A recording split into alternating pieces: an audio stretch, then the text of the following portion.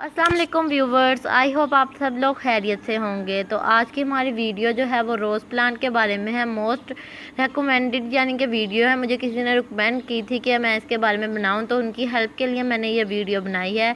अगर आप मेरे चैनल पर नए हैं तो मेरे चैनल को लाइक, सब्सक्राइब एंड शेयर ज़रूर कीजिएगा। और ये आ गया है सब्सक्राइब का बटन, चैनल को सब्सक्राइब कर दे इस प्यारे रोज़ के साथ। चले यहाँ चलते हैं अपनी वीडियो की तरफ। बात करेंगे कि इसके ऊपर फ्लावर्स कैसे निकलते हैं, ब्लूम कैसे ज़्यादा फ्लावर्स कर सकते हैं, और इनकी सनलाइट की, वाटरिंग की एंड फर्टिलाइज़र की बात करेंगे। तो ये मेरे पास एक रोज़ प्लांट है। रोज़ प्लांट इसलिए मैंने इधर लगाया है क्योंकि एक तो इसकी खुशबू बहुत अच्छी है। ये देसी गुलाब का पौधा है, ये देखें, ये देसी गुलाब का पौधा है मेरे पास। और इसके अलावा ये मैंने इसलिए लगाया ताकि मेरे जो प्लांट्स हैं, अगर आप वेजिटेबल वगैरह किसी एरिया में ग्रो कर रहे हैं या किसी एरिया में कहीं और पे ग्रो कर रहे हैं, तो उसके लिए आपके ज़रूरी है कि आपके पास फ्लावरिंग प्लांट्स हो ताकि बीज उनकी तरफ अट्रैक्ट हो और उन प्लांट्स के फ्लावर्स के ऊपर मेल एंड फीमेल की पोलिनेशन हो सके। तो इस वजह से आपको उस एरिया में फ्लावर लगाना बहुत इंपॉर्टेंट है जहाँ पे आपके वेजिटेबल्स के या फ्रूट्स के प्लांट लगे हैं। तो ये मेरे पास एक रोज़ प्लांट है। इसकी सनलाइट की हम बात करते हैं। अगर हम इस प्लांट की सनलाइट का मेथड की बात करें तो रोज़ प्लांट एक ऐसा प्लांट है जिसको 6 to 8 आवर्स की सनलाइट लाजमी चाहिए होती है। अगर आपके पास ऐसी जगह नहीं है जहाँ पे 6 to 8 आवर्स की सनलाइट नहीं आती, तो आप रोज़ प्लांट को ऐसी जगह पे भी लगा सकते हैं जहाँ पे 4 to 5 आवर्स की सनलाइट आती है। तो मैक्सिमम इसको 6 to 8 आवर्स की सनलाइट चाहिए होती है। वाटरिंग के मेथड की बात करें तो वाटरिंग का जो इसका मेथड है वो इसे तब ही देना चाहिए जब इसकी सॉइल बिल्कुल ड्राई हो जाए। तो जैसे अब ये सॉइल इसकी बिल्कुल ड्राई हो चुकी है तो इसे पानी की ज़रूरत है, हम इसको दे सकते हैं। और सुबह के वक्त इसको पानी दिया जाए, रात के वक्त इसको पानी ना दिया जाए। इसके अलावा अगर हम इसके फर्टिलाइज़र की बात करें तो फर्टिलाइज़र जो इस प्लांट के लिए इम्पोर्टेंट है वो है मंथ में सिर्फ एक बार। तो ये भी इसका न्यू बर्ड अपीयर हो रहा है, लेकिन ये भी बहुत छोटा है, स्मॉल प्लांट है ये, इसका स्मॉल बर्ड अपीयर हो रहा है। तो ये फ्लावर, ये देसी रोज़ है, गुलाब है, शायद इस वजह से भी इसका ये फ्लावर का साइज़ छोटा है।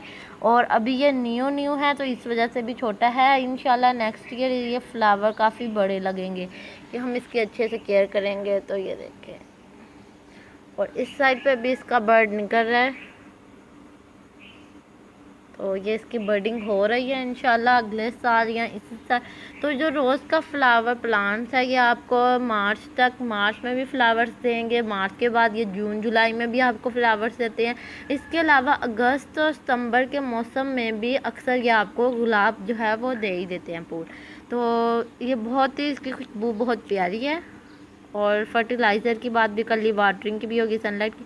और एक और इम्पोर्टेंट बात, इसके ऊपर इंसेक्ट्स का इतना ज़्यादा अटैक नहीं होता। अगर हो भी जाए तो उसके लिए मैंने आपको प्रीवियस वीडियो में नीम स्प्रे दिखाया है, तो वो आप स्प्रे कर सकते हैं। बर्डिंग, इसकी बर्डिंग करने के लिए तो आपको एक तो ज़मीन का ख़ास ख्याल रखना है और एक फर्टिलाइज़र का। अगर आप अपने किसी ऐसे पॉट में, अगर आप जो रोज़ का प्लांट है वो आप अगर अपने पॉट में ग्रो कर रहे हैं, तो जैसे कि गमला हो गया, तो उसके अंदर, गमले के अंदर आपको इसको न्यूट्रिएंट्स, खाद वगैरह देना लाजमी है। क्योंकि सॉइल के अंदर से तो प्लांट अपने न्यूट्रिएंट कहीं से भी ले लेता है, इधर उधर वाले नेबर से भी ज़रा उधार ले लेता है। जैसे इस प्लांट से उधार ले ली, उस प्लांट से उधार ले ली, तो वो इस तरह के किसी भी प्लांट से ना उधार ले लेता है।